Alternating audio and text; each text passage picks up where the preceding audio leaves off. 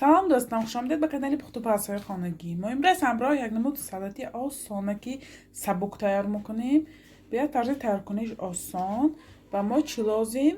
نیم تا بادرنگ گرفتم، کمتر کپوستا یعنی کرم، یک دانه پیاز، 3 دانه تخم آبپز، زیلیان گروشک، 2 قاشق مایونز، اوکراپ و نمک.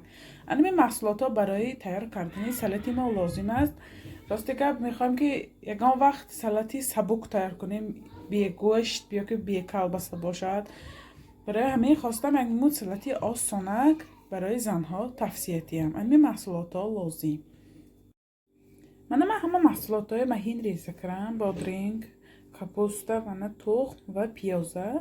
ما که سالاتمای تیار میکنیم.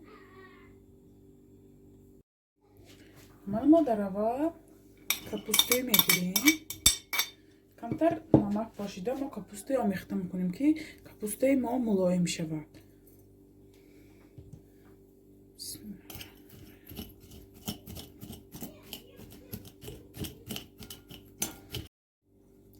من کپوسته آمیخته کنم، نگاه کنید ملایم تر شد.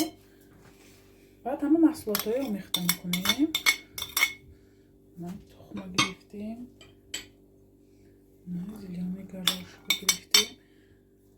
راستی که بسیاری وقت میخوایم که یک سالت های سبک تیار کنیم، بی گوشت و بی گانچی باشد و فقط که سبک باشد. برای من همینه توصیه میدیم به حد سالتی نغز اوکراپ. همه محصولاتش ما خانه یافته میتونه نیزمه همراه کنم. همیشه شروع آمیخته میکنم. جای پیاز میتونید چسناک هم استفاده برید. پیاز کنید با نغز. گریپ و شمال میشه. پیاز هم نگاه میدارد. من چگونه میبینید سالتی ما هم تیار شد. ببینید چه سبکی با لذت. شما هم حتما برای نزدیکان خود تیار کنید. کانال ما دستگیری کنید، پادپیساتی کنید، یارو دوستای دعوت کنید. انشالله باز با دستگیری شما ویدیوهای بهتر و بهتر میشد. دستگیری شما پیشروی ما. خیر تا ویدیوهای آینده در پناه خدا باشید.